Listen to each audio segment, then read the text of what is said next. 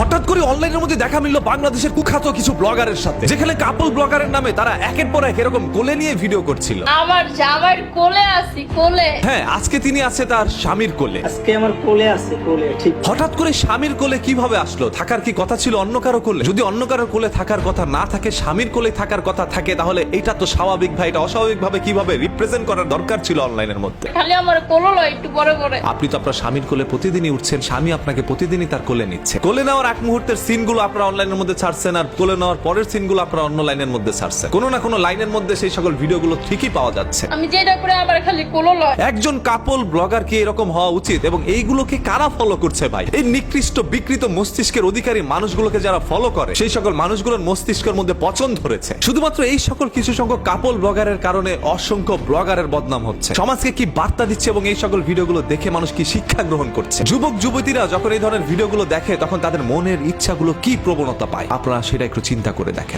দেখলাম, পুরো বিশ্ব দেখলো তোমারে। আজকে যারা এই ধরনের ভিডিওগুলো বানাচ্ছে, এদেরকে আপনারা সেলিব্রিটি বানিয়ে দিচ্ছেন। যে মেয়েটা তার কোলে এসে বসে এই ধরনের ভিডিওগুলো করছিল এবং স্বামী তাকে কোলে নিয়ে দেখেন কিভাবে একটা সিন করছিল, যেন এই ধরে এই খায়। মনেই হচ্ছে না এটা তার বউ, মনে হচ্ছে অন্য কোনো মেয়েকে তার কোলের মধ্যে বসিয়েছে।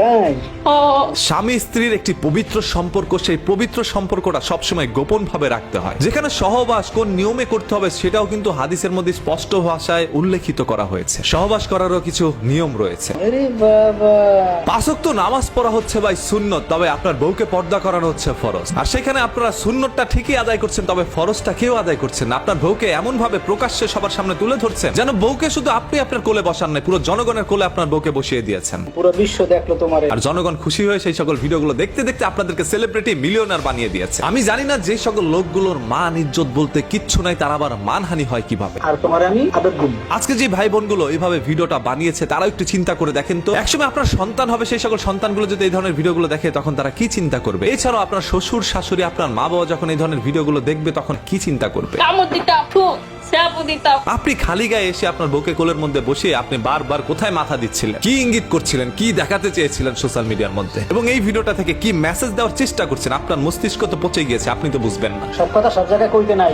তবে যাদের মস্তিষ্ক এখন পর্যন্ত ঠিক আছে, তারা কিভাবে বুঝলেন? তারা তাদেরকে ফলো বাটনে কিভাবে ক্লিক করলেন? অশ্লীল ভিডিও দেখতে চান? নানা ধরনের ওয়েবসাইট আছে, ফেসবুকের মধ্যে ঘোরাঘুরি করছেন। আমি আমার সমাজের অসংখ্য বিশিষ্ট মানুষগুলোকে দেখেছি, যাদের নাকি বিখ্যাত মানুষ বলা হয়, যারা মহাপুরুষ আমার সমাজের, তারা ফেসবুকের মধ্যে XXX লিখে বারবার সার্চ করে। ইউটিউবের সার্চ বারের মধ্যে ঢুকলে যে সকল জিনিসগুলো লিখে সার্চ করে, সেগুলো মুখ দিয়ে বলতে গেলেও রেস্ট্রিকশন চলে আসে। ফেসবুক ইউটিউবের মধ্যে ঘাটাঘাটি করে সবসময় তারা এই সকল ভিডিও দেখার জন্য। আর হঠাৎ করে তাদের সামনে যখন এই ধরনের ভিডিওগুলো চলে যায়, তখন তারাই তাদেরকে ফলো করে রাখে।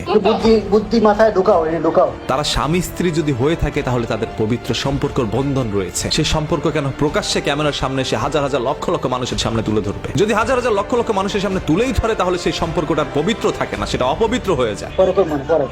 দেখেন, আমিও কিন্তু চাইলে বউকে নিয়ে একের পর এক ভিডিও বানাইতে পারি, তবে কেন আনতেছি না? আমার তো পেজ রয়েছে, সেখানে কাপল ব্লগ আমি করতে পারি। প্রতিদিন ঘরের মধ্যে কি করছি না করছি, খুঁটিনাটি সবকিছু দেখাইতে পারি। তারপর আমি দেখাচ্ছি না। আমি চাইলে এও পারে আমার বউকে পর্দাশীল অবস্থায় এনেও ভিডিও করতে, তারপর আমি আনছি না। হয়তো বা বোরকা দিয়ে আমার বউকে আমি ঠিকই ঢাকতে পারবো, তবে তার শরীরের স্ট্রাকচারটা আমি ঢাকতে পারবো না। সেটা দেখে কোনো না কোনো মানুষের বাজে রুচি আসতেই পারে, কোনো না কোনো মানুষ স্বপ্নে অন্য কিছু ভাবতেই পারে, আর তখন গোনার ভাগটা কিন্তু আমারও নিতে হবে। আজকে সোশ্যাল মিডিয়ার মধ্যে 4-5 বছর ধরে ভিডিও বানাই, তারপর এখন পর্যন্ত আমার পরিবারের কোনো সদস্যকে আমি আমার ভিডিওর মধ্যে আনি নাই। যদি টাকা কামানোর এত ইচ্ছা থাকতো, তাহলে সবাইকে এনে ভিডিও বানাতাম।